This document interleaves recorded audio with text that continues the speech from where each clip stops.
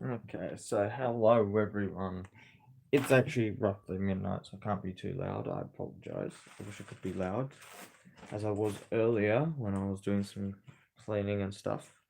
I kind of don't like messy rooms. I've actually been cleaning up, trying to organize myself nice and neatly in this area here, but I haven't finished because there's a lot of little documents that I've been having to sort through. So I'm getting serious with some of the stuff I'm doing.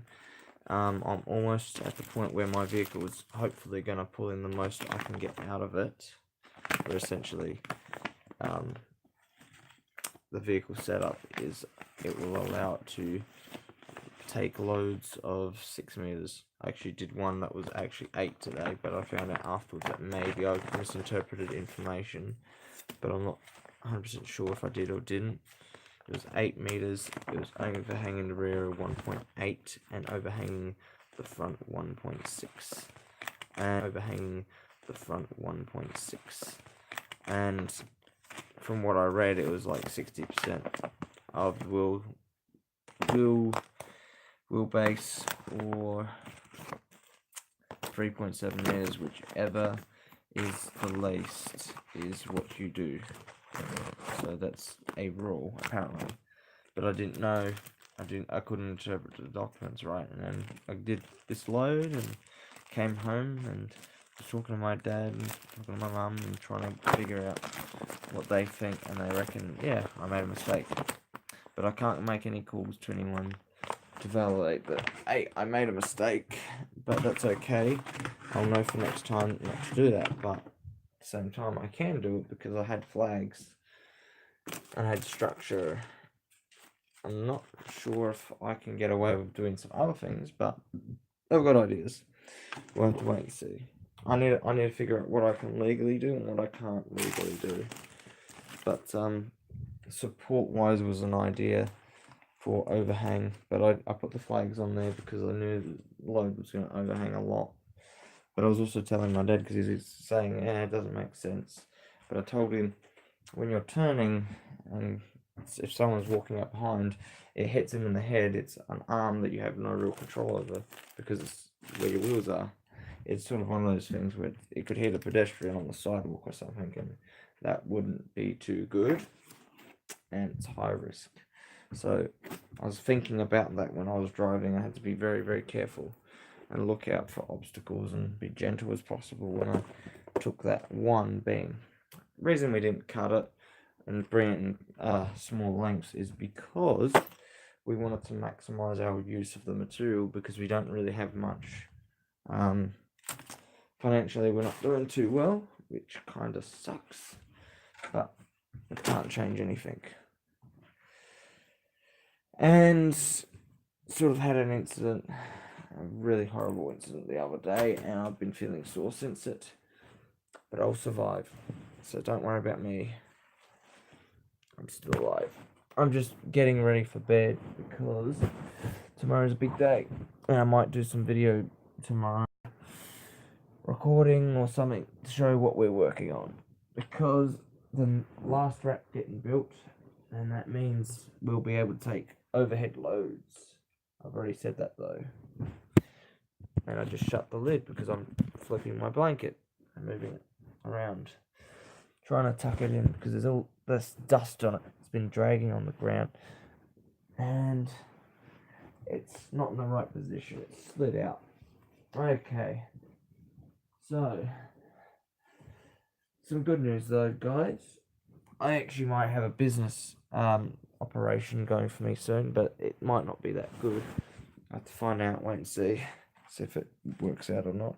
Figure out whether I can go higher or if I have to go lower or what. All I know is I'm going to try and find the best model I can for me, my vehicle, etc. and try to be smart about it. It's going to be interesting because I was planning on having multiple different rates. So if I have multiple rates, then it's like this is my time's worth. Oh, I'm feeling a bit crap.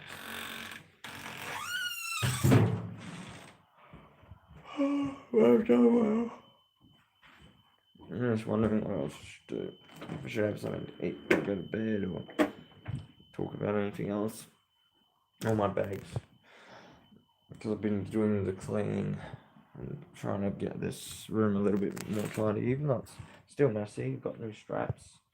The E-Track has been working beautifully. I'm going to actually upgrade the E-Track even more in the future, but yeah. So the good news about my current pay is I did get a day where it was worth a bit more than other days, and it's the highest I've actually gotten thus far working. But now I reckon I'm going to get some even higher pays. And the reason being is one of the days was a muck up. I said, I don't think we're going to make this trip, and I don't think I'll get this job done. And I only had a 45-minute window to get stuff done in, and it took longer than the time, 45 minutes. So I didn't have the leniency to get it back down, so I knew I wasn't going to make it. So I decided to go somewhere else, which was going to be the quickest way down the hill anyway. And by the time I got there, it was 30 minutes up, and at that 30-minute mark, the shop was going to be closed. So where I had to go was about an hour away, and I wouldn't have even made it halfway, I don't think, with the travel time that it would have taken. I'm just looking at something on the ground, I'm not sure what it is. It's not moving, so I could check it in the morning. Clean it up. Well, I did a job, and I had to hold the paddle over. Let's just say I had to get information. I had to make a call and ask a guy to come and open up the gates, take his stuff, and give me the stuff that he's sending back. So he did that. And after that was done, he locked up. He was a bit annoyed because we were stuck there looking for the pipes. I had to try and find him 45. I've spent about 15 minutes driving around the neighborhood, and I couldn't find pipes. So I ended up calling up and making lots of calls, and that wasn't working. So I got told, there's no information, don't let up, just keep calling this number. I kept calling that number. I gave up on that. I decided to do something better, and I called up the actual company, got through the reception, found another contact, called him.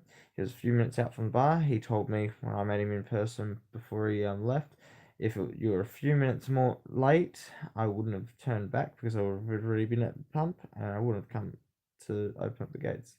Meaning, I would have had to go back home.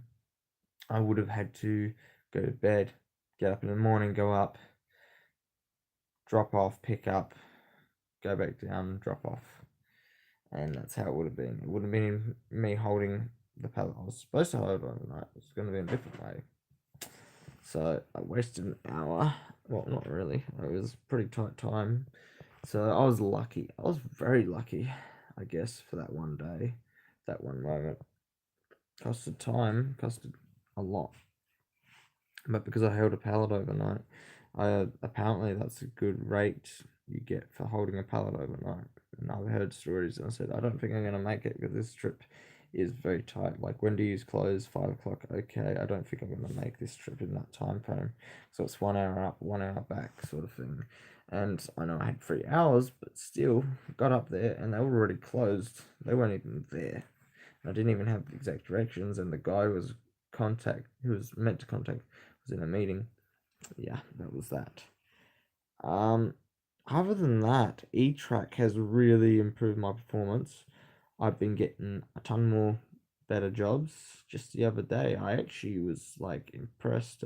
I sort of got some job offers. Well, directly job offers, no. But in the sense they were sort of saying they have plenty of work. They need more runners. They didn't exactly say, hey, can you be a runner for us, dedicated runner or something? They just said, we need more runners. So I told them what I was planning, and they said, yep, sure, give us your card when you got that sorted. So I got stuff to sort out, and then I'll be able to go and see them with that idea. They see my equipment, they see what I'm doing and whatnot, and they're like impressed, so that's a good thing. The guy at the other end was very impressed with what I had equipment wise. He was very impressed by what I did and what he saw. he helped me out a little bit. He pumped up my tires for my sack truck that I got. And by the end of the job, I was packing up.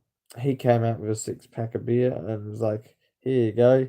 And I said, "I don't really drink." And then I had another reason why I didn't take the 6 pack, and that was because if I brought the 6 pack and put it in the car, it would have one gotten warm and two could have broke, made a mess. I would have kept to clean out the car of glass and liquid. I look very tired, so I think I'm gonna end up here, go to bed very, very soon, as in brush my teeth, go to bed. Because I am feeling tired. I've been feeling really exhausted for hours and hours and hours. And I've cleaned up my room a bit, so and that was taking a long time as well, since 10 o'clock. Actually, 22. I think since 10 o'clock I was looking for stuff. But anyway, can't remember the time. I think that took me an hour, 2 hours to clean up and get that sorted. Because there's more than that to it.